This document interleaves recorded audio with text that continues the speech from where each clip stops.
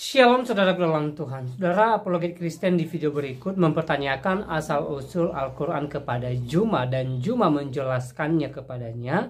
Tetapi sepertinya penjelasan Juma berbeda dengan penjelasan Bapak Bambang Nursena.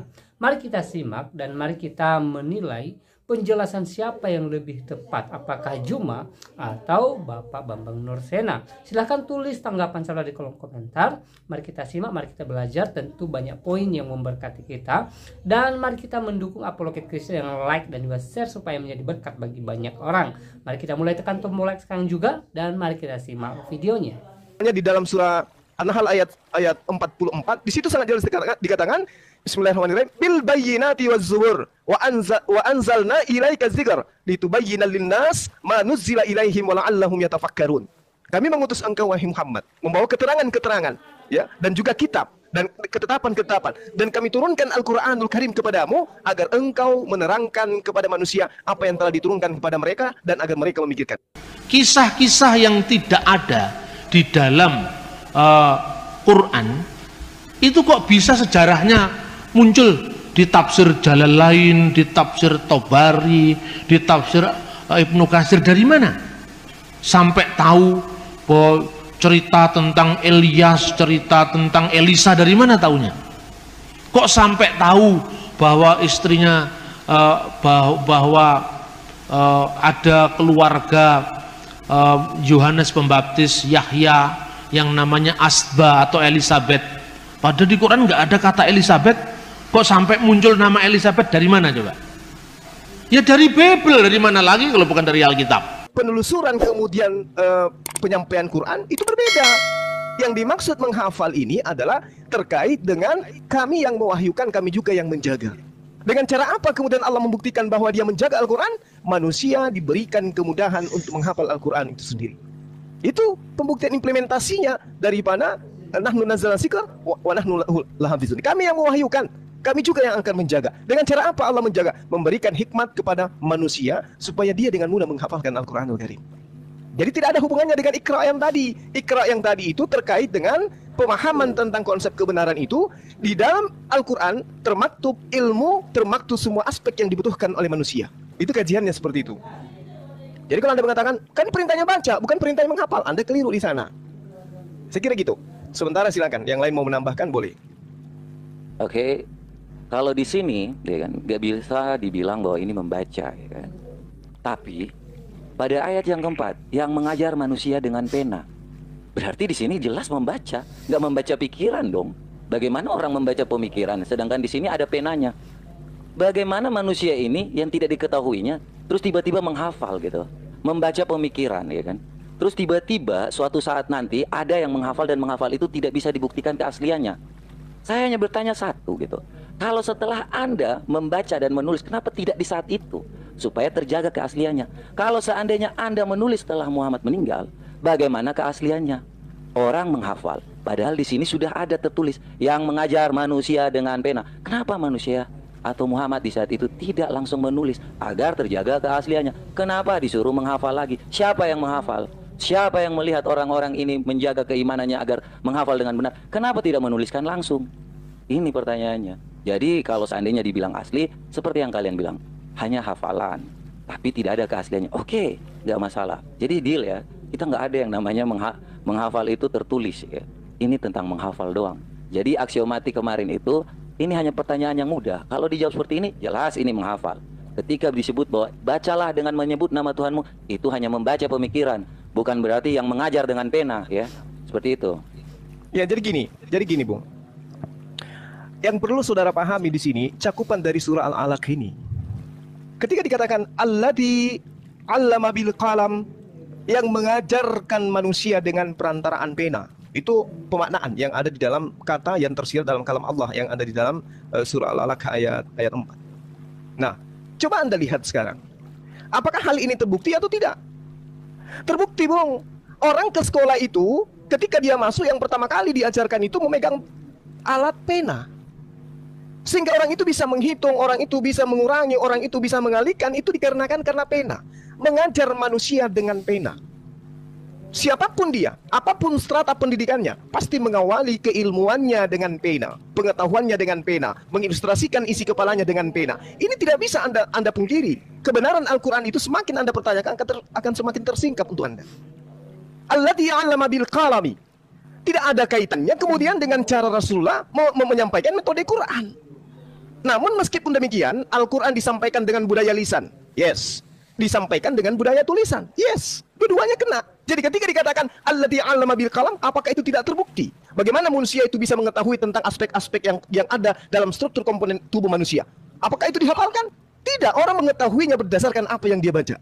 Bagaimana kita bisa mengetahui? Bagaimana seorang dokter menghabiskan bertahun waktu untuk membaca agar mengetahui struktur anatomi tubuh yang ada pada diri manusia? Itu artinya apa? Alladzi 'allama bil qalami. Allah mengajarkan manusia melalui perantaraan pena. Inilah kemudian yang dikatakan Allah melebihkan manusia di atas makhluk yang lain. Fi aksani takwim, dalam bentuk sempurna. Kesempurnaan manusia itu diberi akal. Akal inilah yang kemudian menuangkan manifestasi yang ditemukan dalam berpikir, dituangkan di dalam sebuah buku, dan buku ini menjadi goresan-goresan diakibatkan karena pena. Alladzi 'allama bil qalam. Tak ada kebenaran yang tidak terungkap dalam Al-Quran semakin kita kaji. Silakan. Oke ya, jadi tadi dibilang bahwa Allah menciptakan manusia itu sangat baik ya, sangat intelek gitu kan. Sehingga manusia itu diciptakan memulai dengan pena. Herannya ya, ketika waktu sampai kepada Muhammad di Gua Hira, kenapa dia tidak mencatat? Padahal tadi sudah dibilang, kamu harus baca ya kan. Kenapa nggak dicatat di situ? Kenapa dia nggak memulai dengan pencatatan? Saya itu bingung ketika Anda bilang bahwa manusia ini digariskan dengan intelek yang bagus gitu. Tapi Muhammad tidak mencatat yang disampaikan oleh malaikat Jibril di saat itu. Ini yang menjadi kontradiksi ketika kamu mengatakan bahwa Allah menciptakan manusia melalui pena, menuliskan awalnya itu sesuatu dengan pena, tapi tidak dilakukan oleh Muhammad sendiri. Itu yang membingungkan, bagaimana dia mendapat hikmah, apakah ini benar atau tidak, ya kan? Apakah ini nyata atau tidak? Tiba-tiba dia turun, dia mendapatkan suatu wahyu katanya, dengan menyebutkan atau menghafalkan atau tidak tertulis. Ya bagaimana dia bisa menghafal semuanya? Demikian. Ya baik, jadi gini, saudara saya hargai cara pandang Anda terhadap Al-Quran. Jadi ketika kemudian Anda mengatakan, loh kenapa dia nggak mencatat pada saat itu? Padahal perintahnya adalah membaca. Kan itu yang Anda ingin sampaikan. Sedangkan ketika kita memahami lebih jauh, apa yang kemudian diterangkan oleh Al-Quranul Karim terkait hal ini sangat jelas sekali bahwa dalam pendalaman kajian Islam, kami memahami dengan benar bahwasanya ketika ada perintah ikra, itu bukan Rasulullah itu sedang kemudian diperintahkan untuk membaca huruf. Ya, ikra. Artinya itu ketika dikatakan Bismi rabbikal ladzi khalaq, apa yang mau dibaca gitu? Nggak ada tulisan. Yang mau dibaca itu apa? Yang harus kamu baca itu adalah khalaqal insana min alaka. Artinya yang kamu harus pikirkan, yang kamu harus renungkan, yang kamu harus ketahui bahwa Allah menciptakan manusia dari segumpal darah. Harus Anda sadari, latar belakang kemudian Rasulullah bertahannuts di Gua Hira itu adalah ingin kemudian mencari tahu tentang siapa pencipta. Sama seperti keadaan Nabi Abraham alaihissalam. Sama. Dia ingin mencari Tuhan. Tuhan itu yang mana? Sehingga Allah datang mengatakan kepada dia, khalaqal insana min alaq. Akulah Tuhan itu yang menciptakan manusia dari segumpal darah.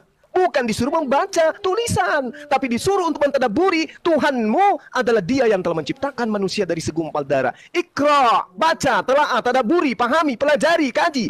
Wa rabbukal akram, dan Tuhanmu lah yang maha mulia. Lalu kemudian Tuhan mengatakan, Alladzi 'allamal bil qalam. Dialah Allah yang mengajarkan manusia dengan perantaraan pena. Nah ini kajian yang sebenarnya harus dipahami dari sudut pandang pemahaman terhadap kaidah-kaidah Al-Quran dan asbabun nuzul daripada ayat suci Al-Quran itu sendiri. Lalu kemudian, kenapa harus dengan pena? Kenapa harus segumpal darah? Ada apa dengan itu? Oh ternyata pengajaran berikutnya Allah akan mengajarkan melalui struktur Al-Quran yang diwahyukan secara berangsur-angsur. Khalaqal insana min salsalin kafahar. Itu jelas tuh. Ya. Diterangkan bahwasanya dia Allah menciptakan manusia dari tanah kering seperti tembikar. Dia yang menciptakan jin dari nyala api. Maka nikmat Tuhan kamu manakah yang kamu dustakan? Fabi ayyi ala'i rabbikuma tukadziban? Wa khalaqal janna mimmarijim minan nar. Itu sangat jelas tuh. Jadi ketika dikatakan seperti itu, Rasulullah SAW itu berpikir, loh kayak mana? Siapa dia ini yang menciptakan manusia dengan segumpal darah? Ini siapa dia ini? Inilah yang kemudian dikatakan proses pewahyuan. Maka Rasulullah kemudian datang kepada istrinya, istrinya pun mengantarkan kepada seorang rabi Yahudi pada saat itu, atau pendeta ya, kalau menurut bahasa kita sekarang, mempertanyakan itu. Lalu pendeta yang berkata, oh yang datang kepadamu itu adalah Namus, yang dulu pernah datang kepada Nabi Musa alaihissalam. Jadi bukan disuruh ikra, lalu kemudian ada bacaan harus ditulis oleh Rasulullah, tidak. Bukan seperti itu. Karena pengutusan Rasulullah Muhammad SAW itu jelas diterangkan di dalam Al-Quranul Karim ayat, misalnya di dalam surah An-Nahl ayat 44, di situ sangat jelas dikatakan Bismillahirrahmanirrahim, bil bayyinati waz zubur wa anzalna ilaika dzikra litubayyana lin-nas ma nuzzila ilaihim wa la'allahum yatafakkarun. Kami mengutus engkau wahai Muhammad membawa keterangan-keterangan ya, dan juga kitab dan ketetapan-ketetapan, dan kami turunkan Al-Quranul Karim kepadamu agar engkau menerangkan kepada manusia apa yang telah diturunkan kepada mereka dan agar mereka memikirkan. Jadi perintahnya bukan diperintahkan agar engkau menuliskan, tetapi dikatakan agar engkau menerangkan. Ya, jadi ikra tadi itu perintahnya untuk berpikir. Itu yang perlu saudara pahami. Demikian sementara. Mungkin ada tambahan dari saudara-saudara muslim yang lain. Silakan. Oke, jadi dengan sendirinya ya kita sepakati bersama ya bahwa Muhammad atau Muhammad SAW ini tidak pernah ya mencatat. Berarti dia hanya menghafalkan dari awal dan kemudian dia menyampaikan gitu ya. Jadi tidak ada pernah Muhammad mencatat apa yang diketahuinya dan apa yang ditahu olehnya gitu. Pada intinya kita kembali lagi kepada pertanyaan awal bahwa apa yang disampaikan oleh Muhammad itu tidak dicatat oleh Muhammad sendiri. Jadi Muhammad mendapat wahyu dari malaikat, Muhammad tidak mencatatnya secara langsung. Dan setelah itu dia menceritakan, tidak pernah mencatat atau tidak ada seorang pun yang mencatat tentang itu. Sehingga pada waktu Muhammad meninggal, itu baru dituliskan kembali oleh para penghafal itu. Ya, kita sepakat itu. Bagaimana? Ya, jadi gini, Bung. Jadi gini. Yang perlu saudara pahami kemudian adalah sedangkan Rasulullah Muhammad SAW itu bukan dia yang menulis Al-Quranul Karim, itu masih diragukan oleh manusia, segelintir manusia yang ada pada zamannya dan bahkan sampai hari ini. Apatah lagi kalau dia yang menuliskan. Itu makanya Al-Quran itu didatangkan kepada orang yang memang tidak mampu tulis menulis, supaya manusia itu tidak terlalu jauh tersesat untuk memikirkan bahwasanya Al-Quran itu adalah buah karya beliau. Sehingga yang terjadi dalam tradisi Al-Quran adalah Rasulullah Muhammad SAW menerima proses pewahyuan ini dengan sistem talaki. Apa talaki itu? Malaikat Jibril kemudian membacakan, Rasulullah Muhammad SAW kemudian mengikuti bacaan itu. Itu proses talaki namanya. Nah, setelah kemudian Rasulullah menerima wahyu, Rasulullah kemudian diperintahkan oleh Allah, "Fa'idza qara'nahu fattabi' Qur'ana." Apabila kami telah selesai membacanya, maka apa yang diperintahkan oleh Allah? Fattabi' Qur'ana, maka ikutilah bacaan itu. Bukan perintahnya, maka tuliskanlah bacaan itu. Ini kaidah Quran. Jadi kami nggak mengada-ngada, karena itu sudah terstruktur dari sononya. Diperintahkan kepada Rasulullah untuk fattabi' Qur'an, maka ikutilah bacaan itu. Maka Rasulullah mengikuti bacaannya, sehingga dia mengumpulkan para sahabatnya, lalu kemudian dia bacakan kepada sahabatnya, sahabatnya pun kemudian menghafalkan, sahabatnya pun kemudian menuliskan. Makanya budaya Quran itu budaya talaqi. Contoh misalnya, saya ngajar kepada murid-murid saya. Wahai murid-muridku, sekarang mari kita baca surah Al-Anfal misalnya. Innamal mu'minuna alladzina idza dzukirallahu wajilat qulubuhum wa idza tuliyat 'alaihim ayatuhu zadatuhum imana wa 'ala rabbihim yatawakkalun. Coba kamu si fulan ulangi ayatnya. Innamal mu'minuna alladzina idza dzukirallahu wajilat qulubuhum. Antum yang sebelah sana yang baju kuning, ulang. Begitu seterusnya. Itu proses talaki pengajaran. Ketika kemudian santri-santri saya ini sudah menghafalkan bacaan-bacaan itu, ada di antara mereka yang menuliskan. Nah, ada juga yang mengajarkan. Maka bacaan mereka ketika sudah fase dari ayat pertama sampai ayat terakhir, dari surah pertama sampai surah terakhir, maka dia diberi kompetensi, dia diberi legitimasi untuk mengajar. Itu budaya Quran. Itu yang perlu saudara pahami. Jadi ketika dikatakan Rasulullah tidak menuliskan, yes, Rasulullah menyampaikan, orang-orang di sekelilingnya menyaksikan penyampaian itu, orang-orang di sekelilingnya menghafalkan penyampaian itu, inilah bukti keakuratan Al-Quran itu sebagai pewahyuan. Tiba-tiba muncul kemudian di tengah-tengah kaum yang lihai, yang mahir dalam bersyair dan berpuisi, sebuah penyampaian dari langit yang muatannya juga sama-sama bahasa Arab, tapi cakupannya sangat-sangat luar biasa. Apa buktinya untuk hari ini? Kita lihat apa yang disampaikan oleh Baginda 1400 tahun silam, baru ditemukan para ilmuwan cakupannya, muatannya hari ini pada zaman kita. Inilah buktinya bahwasanya yang disampaikan itu adalah wahyu. Rasulullah menyampaikan, sahabatnya mendengarkan, sahabatnya menghafalkan, sahabatnya menuliskan. Kalau dia yang menuliskan sendiri, maka metodenya itu sama seperti kitab Lukas, Markus, dan seterusnya. Siapa yang menjadi saksi Lukas menulis surat? Siapa yang menjadi saksi Lukas menerima wahyu? Siapa yang menjadi saksi pada saat Lukas kemudian menuliskan kata Yesus, kata Yesus, kata Yesus, yang melihat Yesus menyampaikan hal itu kepada Lukas? Tidak ada. Sedangkan Al-Quran ketika dikatakan Zalikal kitabul la raiba fihi hudal lil muttaqin, para sahabat mendengarkan mulut Rasulullah melantunkan ayat itu, para sahabat kemudian menghafalkan dan menuliskan. Selesai. Saya kira begitu. Silakan. Yang lain silakan ditambahkan. Oke, ada yang mau menambahkan yang lain, Bang Nepos atau Bang Kores? Si psikopet aja dulu, coba pengen tahu tanggapannya. Oke, jadi jelas ya di sini supaya kita semua tahu ya bahwa memang hafalan-hafalan ini ya memang manusia yang menghafalkan, bukan tulisannya secara langsung gitu. Jadi kita sudah sepakat bahwa Muhammad tidak mencatat secara langsung di sini, berarti melalui hafalan, ya kan? Berarti artinya tidak ada yang tercatat secara resmi dan itu benar keasliannya atau tidak. Yang kita tahu bahwa Al-Quran itu terjaga setelah dikanonisasi istilahnya ya. Saya nggak tahu artinya apa karena di situ Baginda tidak pernah mencatatnya dan memang dia tidak pernah mencatat dan itu dinyatakan secara langsung di sini. Oleh karena itu kita tahu sendiri ya bahwa menghafal itu bisa salah bisa benar ya. Jadi apapun yang dihafalkan kemudian ditaruh dalam sebuah pena. Ya. Saya sendiri kalau belajar saya harus mencatat. Dan menghafal. Saya harus mencatat dan menghafal. Saya harus mencatat dan menghafal. Jadi cara berpikir kalau menghafal tapi itu lupa, yaitu kesalahan manusia. Karena manusia itu pasti punya salah. Atau manusia itu pasti punya daya ingat yang terbatas. Ya, itulah manusia.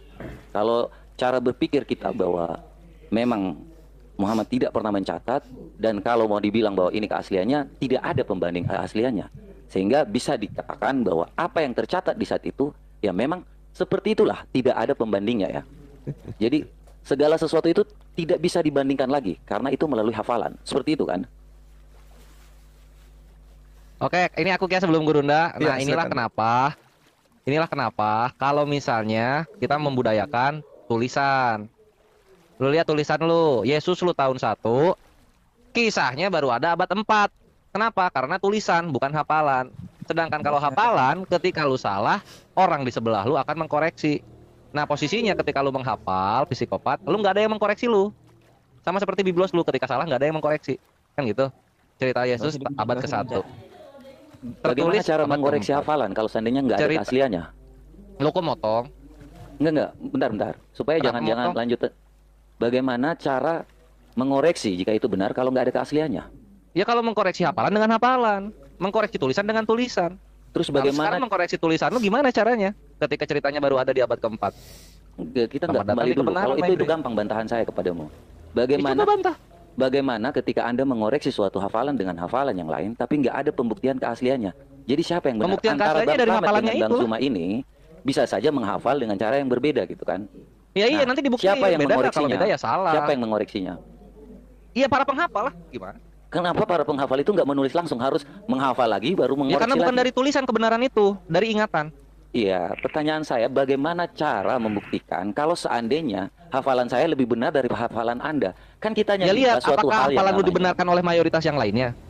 mayoritas yang lainnya gitu. Jadi Iya. cara kamu adalah ketika ada beberapa mayoritas dan beberapa mayoritas, terus menguji gitu. Ini hafalan yang Betul. benar, ini hafalan yang benar. Betul. Bagaimana caranya supaya menunjukkan keasliannya di situ? Ya iya, Bagaimana mayoritasnya hukum nanti itu akan memberikan dibuktikan? ini hafalan yang benar gitu. Karena keaslian hafalan dari hafalan, keaslian tulisan dari tulisan. Posisinya tulisan lu udah nggak ada yang asli. Gini, bentar. Ya, Itu kebenarannya, Bre. Ke- Terima ya. bentar ya, kesohihan. Saya masih ada di atas enggak nih? Masih. Oke. Bentar.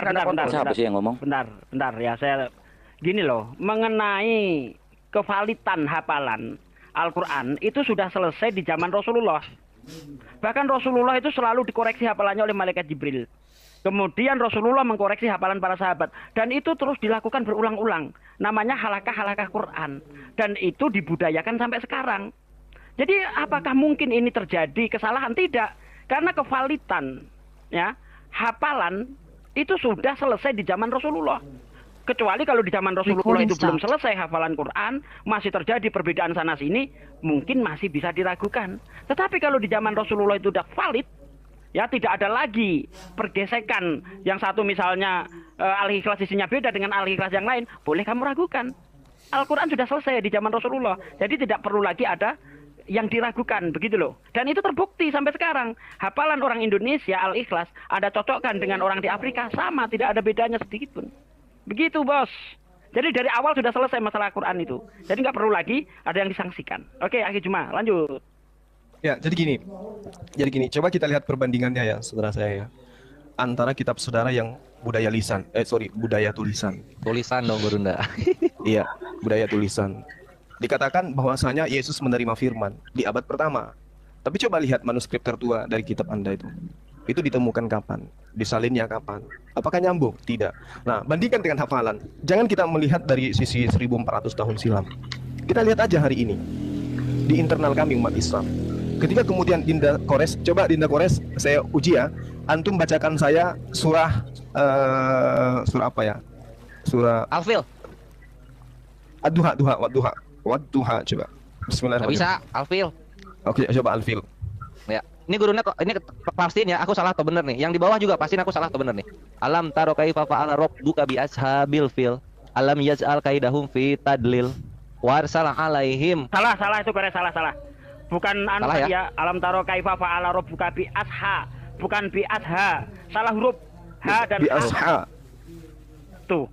Hafalan sampai huruf saja panjang pendek kita tahu salahnya. Gitu. Lanjut Kores. Nah, coba sekarang aku tes ke si psikopat ini nih. NRK en hologos. Kai hologos en prostonteon. Kai hologos hen eismen. Salah atau bener? Itu bahasa Hafal apa? dia. Saya tidak mengerti. Dia nggak tahu. Jangan lari dari situ. Itu Itu salah. apa yang belajar Ya. itu?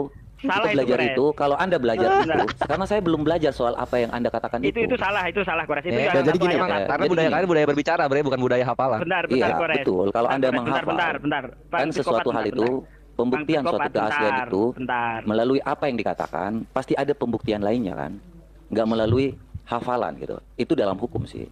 Kalau pembuktian suatu keaslian itu harus dibuktikan dengan yang tertulis gitu. Jadi apa yang Berarti kamu ujian katakan, matematika lu nyontek kalau gitu. jika kamu merasa bahwa itu adalah hafalan, ya silahkan saja. Tapi jelas ya, namanya hafalan itu silahkan. Anda bisa Ya udah, berarti rumus-rumus manufaktur matematika, sendiri, rumus-rumus ya. fisika ketika Jadi diuji tidak ada- dalam ujian nasional itu semuanya Jadi nggak usah tertulis, dipotong. ada tulisannya Jangan untuk panik dicontek. juga lah. Gitu kan? Jadi jangan panik ya, ketika emang ada Enggak, hafalan lu ya hafalan pembanding saja. biblos lu bener dari tulisan itu apa gitu loh. Oke, kalau gitu gini deh. Kalau memang lu meragukan itu, lu percaya, lu muslim kan? Anda Ya muslim. silahkan dibenarkan. Iya. Kalau misalnya benar Oke, tuh silahkan kalau begitu dibenarkan. kenapa Sebenarnya dalam- gimana budaya tulisan lu? Dalam Quran, ya kan? Dalam Quran sendiri. ya kan? Quran lagi dia, my bre. Iya, makanya nggak usah mau Dalam nggak usah Quran panik disuruh juga, mengimani Bible Slamet. gitu. Iya, dalam Quran disuruh ngimani Bible gitu. Bukti Bukan, biblos lu bukan. bener tuh apa? Kalau dalam Quran sendiri sudah di situ dalam QS Al-Maidah ayat 46 ya kalau saya tidak salah tuh. Bentar saya buka dulu. Saya jangan bacanya salah. Apa Taurat dan Injil itu maksudnya? Iya, disuruh ngimani Memang Dan, Taurat dan Bible. dan Bukan kami ke sana. menurunkan Yang Injil dimaksud perjanjian kepadanya. lama perjanjian baru Di lu. dalamnya Bukan kitab terdapat lu. petunjuk dan cahaya dan membenarkan kitab yang sebelumnya yaitu Taurat. Bentar. Dan sebagai petunjuk serta Oke. pengajaran Kitabmu orang-orang yang itu. bertakwa. Siap, sebagai Sudah selesai ya, petunjuk, oke? sudah selesai di Kita- situ. aku dikit Dalam dikit nih, Quran. satu nih, Gurunda. Dalam Quran itu sudah tertulis Ya, ya, udah paham, bahwa udah mereka paham, itu udah paham. paham bahwa Injil itu ada dan tidak usah diperdebatkan ya. Kitabmu Kalau kalian itu kalian tak mau lebih perdebatkan, daripada berarti hadis palsu. kalian nggak percaya lagi sama Al-Maidah 46 ini. Kitabmu itu Enggak, kalau tidak kalian lebih mau dari hadis- perdebatkan, bentar, udah diam, berarti diam. kalian Saya jawab. nggak percaya lagi dengan Saya- Quran. Saya jawab. Gini, saya kasih tahu ya.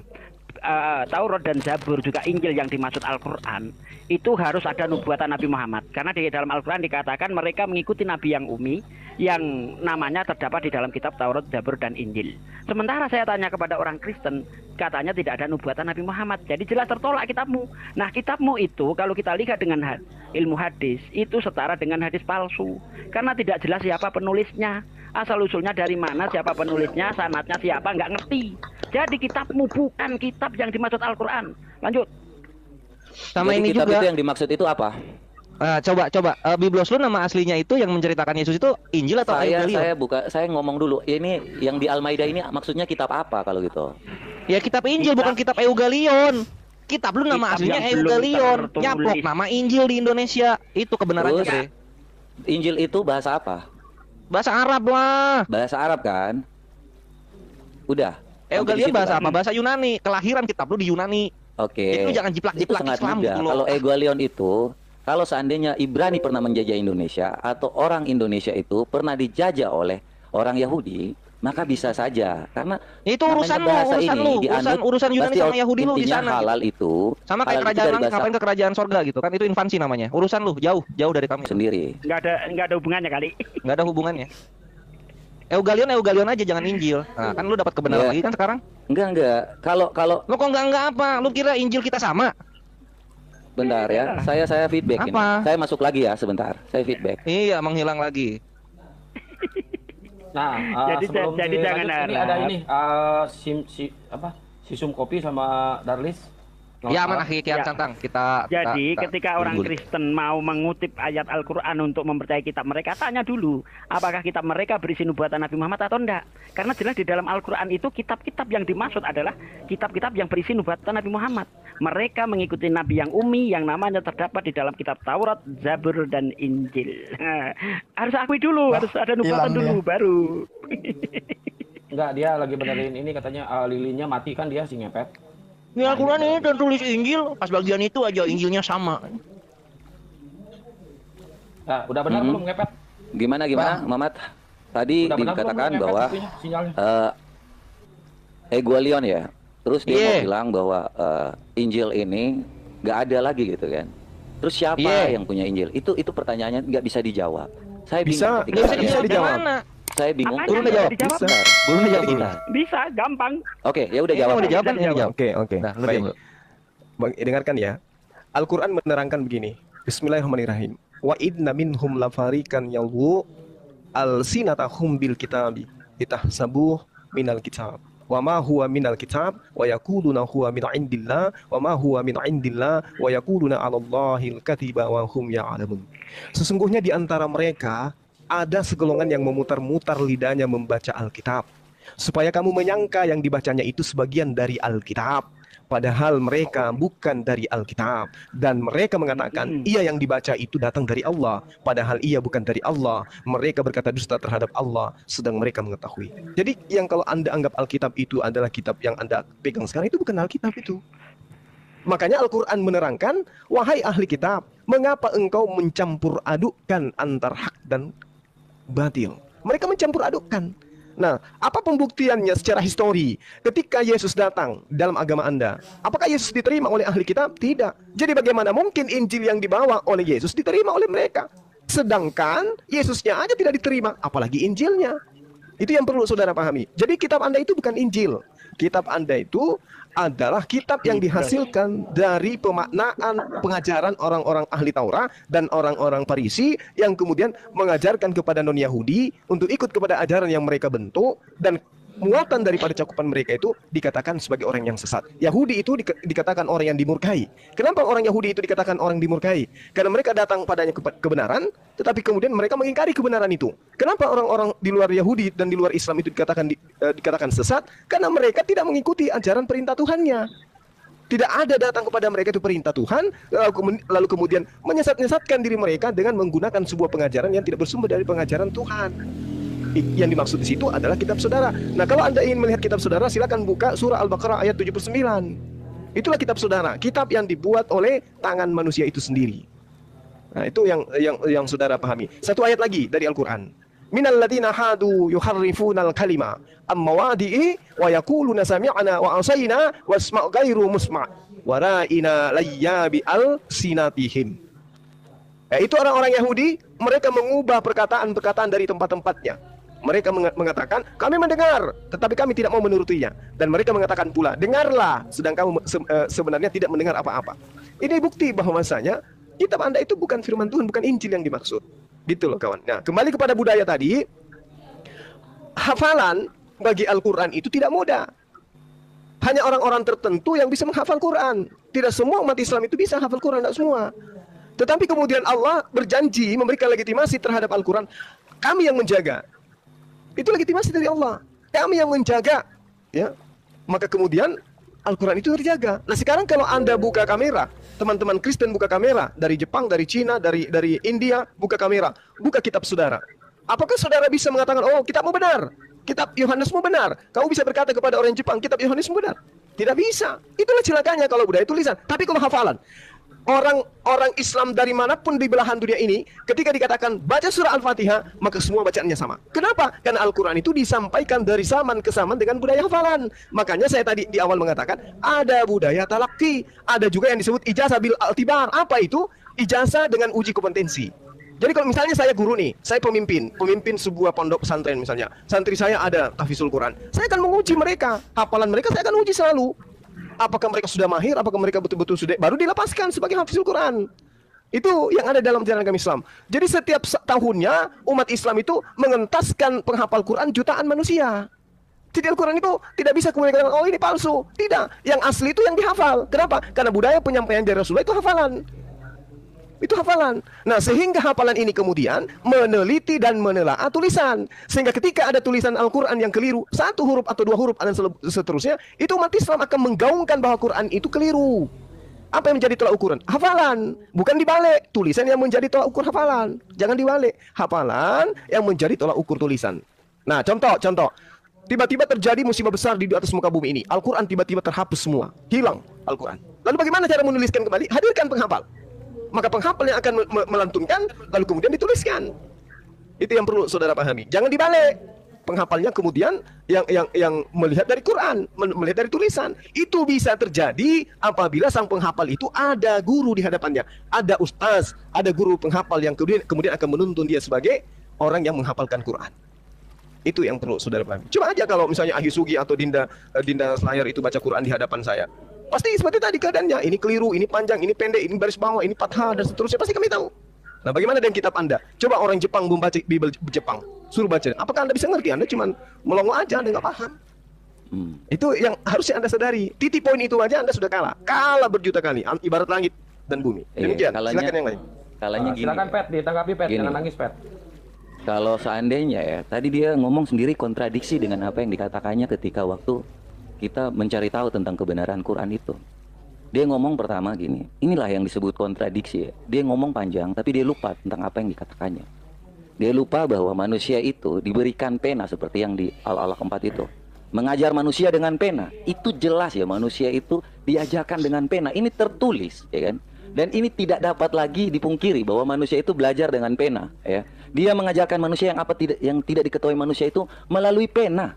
Gak ada hafalan. Ketika waktu kita bicara soal Quran yang tentang hafalan, dia kembali lagi bicara, kembali terbalik ya, melalui hafalan, bukan dengan tulisan. Tulisan itu salah, berarti dia mau untuk mengkontradiksi sendiri ayat-ayatnya. Dan inilah yang menjadi kontradiksi itu tersebut. Ketika kita bertanya soal hafalan, hafalannya lebih dulu dibandingkan tulisan. Giliran kita bertanya, ini ada surahnya di ayat keempat, mengajar dengan pena. Dia bilang hafalan lebih dulu dibandingkan pena, ya. Padahal ternyata nggak paham juga nih orang. Bukan nggak paham, berarti kan terbalik. Dia Kalau seandainya Anda, saya tidak pernah potong ya. Kalau Anda bicara ya, ini contoh nih. Ketika waktu dikatakan seperti ini, mulai panik ya.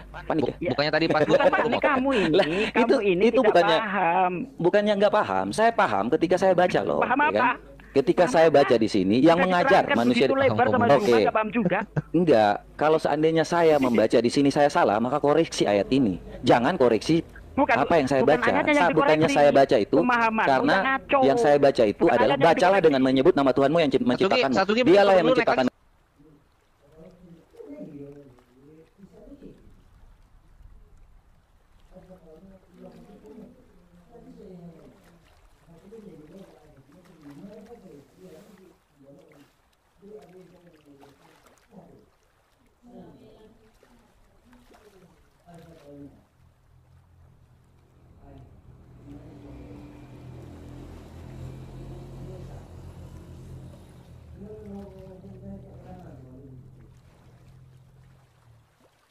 akan satu manusia sisi dari ada, segumpal ini darah. nggak enak. Bacalah Tuhanmu yang maha mulia gitu kan. Yang mengajar manusia Nggak usah, dengan saya di pena. bawah aja. Ketika waktu Nggak, saya tidak naik ada waktunya untuk menuliskan, maka dia mulai dengan cara menghafal.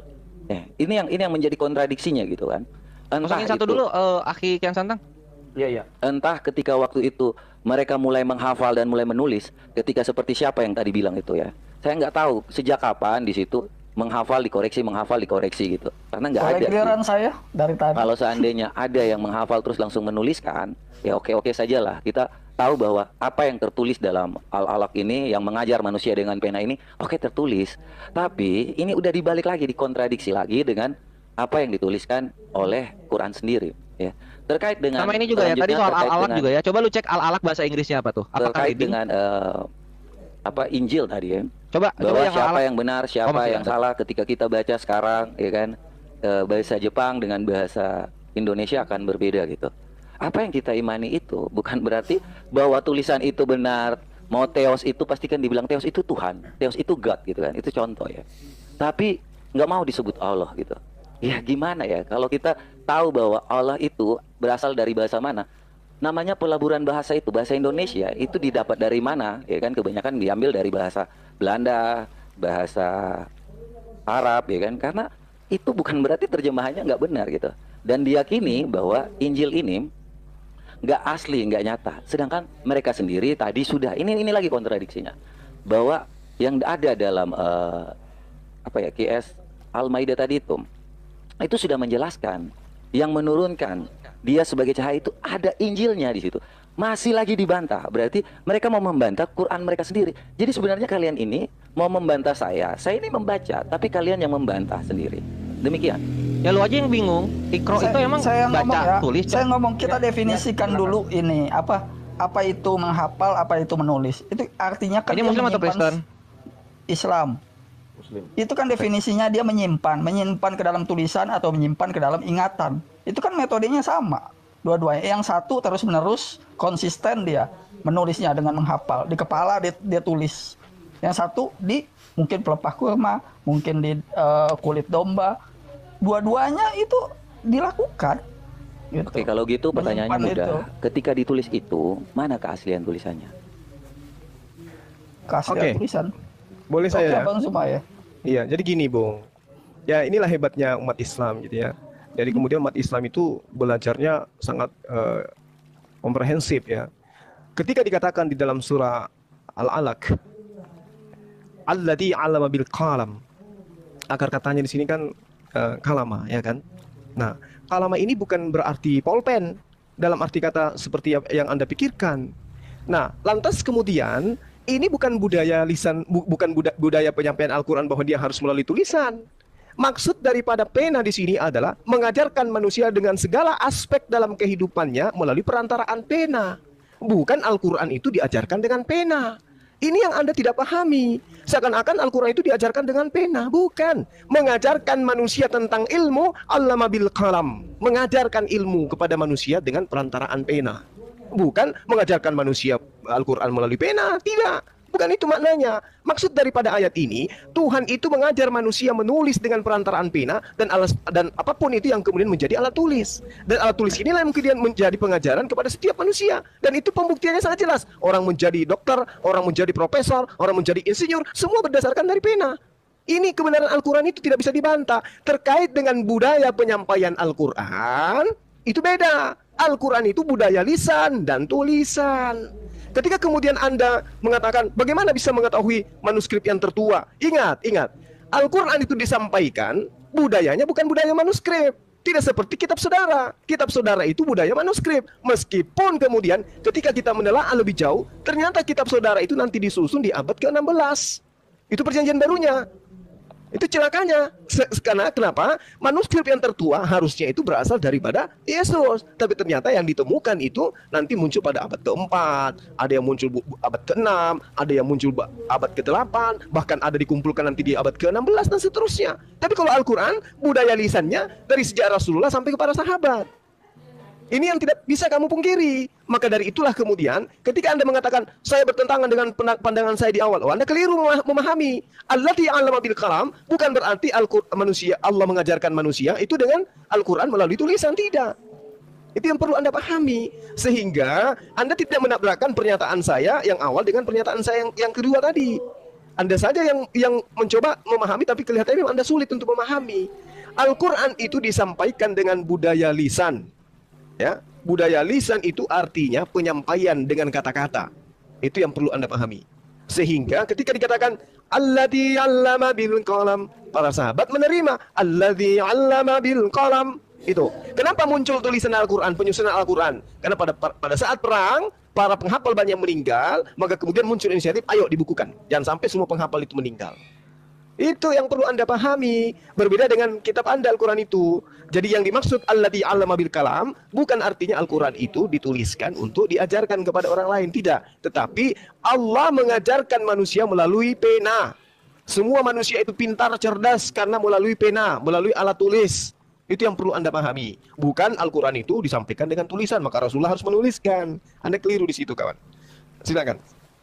Iya, ini lihat nih, Kores sudah ngeluarin data nih. Yang di YouTube aman ya, nggak feedback ya. Ini loh. Ini, tadi al-alaq ya, al-alaq baca dikira baca tuh buku dibaca. Perhatikan, kalau baca buku itu harusnya read. Nah, tapi di sini recite, perhatikan nih. Nah, ini al-alaq ya. Nah, ini dari hadis.com, translation in English. Al-alaq tuh. Ini lu baca nih ayat satunya nih. Tuh apa tuh? Waduh. Tuh, lu baca tuh. Kok ini ya? Udah kebaca belum? Tuh. Tuh. Oh, tuh. Itu read nggak tuh? Tuh. Ngerti bahasa Inggris nggak lu? Read nggak nih? Nah, recite itu apa di sini? Nah, recite itu kita lihat nih Oxford definition, recite. Cup. Nah, recite, recitation ya. Nah, baca itu tuh. Lu tunjukin apa sih? Ya lu al-alaq yang soal baca kan? Terus lu nah, ini lihat Inggrisnya. Inggrisnya apa nih? Read atau recite? Recite. With. Recite, oke. Apa artinya recite? Ngerti nggak lu bahasa Inggris? Apa itu artinya? Nah, nggak ngerti kan? Itulah kekristenan itu buta bahasa dia itu. Nih, ini recitation. Berarti yang salah ya. ini di sini yang terjemahan Indonesianya ya?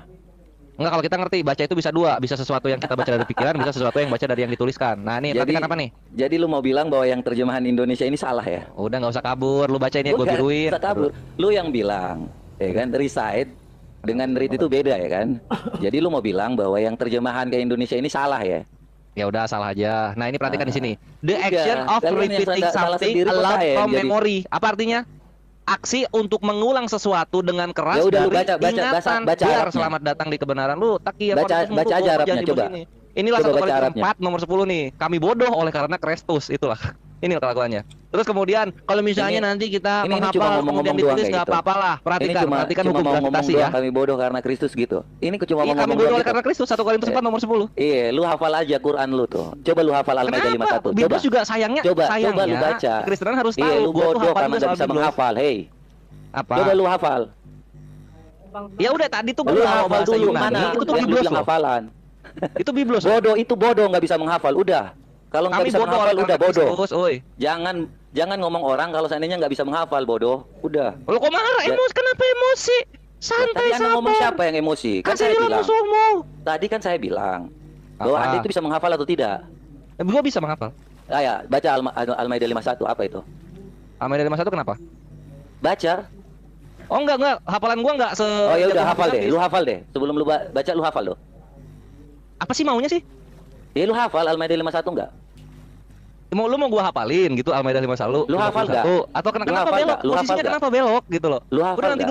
dulu deh. Super Oh, ya soalan udah, yang berikutnya bodoh. nanti dulu deh. Ini gua sedang proses pembubukan ini. Gua Jadi- jedar lagi lu di sini. jadi segala lu kan sesuatu ngomong ini tuh kalau melalui asalnya hafalan kalau seperti ini. misalnya dihafal lalu dituliskan Kita langsung kalau itu nggak ngomong apa-apa. dikasih Nah, kita kesempatan lihat sekarang hukum panjang gravitasi lebar. dituliskannya Giliran itu kalau kapan di kita jurnal. Kita bicara, lihat nih. inilah umat-umat Ini sesat Isaac nih Newton. seperti ini. Isaac Newton mulai itu sesat nih, mulai dia panik. menemukan. Nah, ini Isaac Ketika Newton ya. bertanya, orang ingin tahu, tapi mereka coba untuk Nah ini mencoba Isaac mencari Newton ini. pembenaran, Ini Isaac ya kan? Newton ini menemukan Dia mulai hukum kasih gravitasi tentang, tahun 1665 suatu atau hal 1666.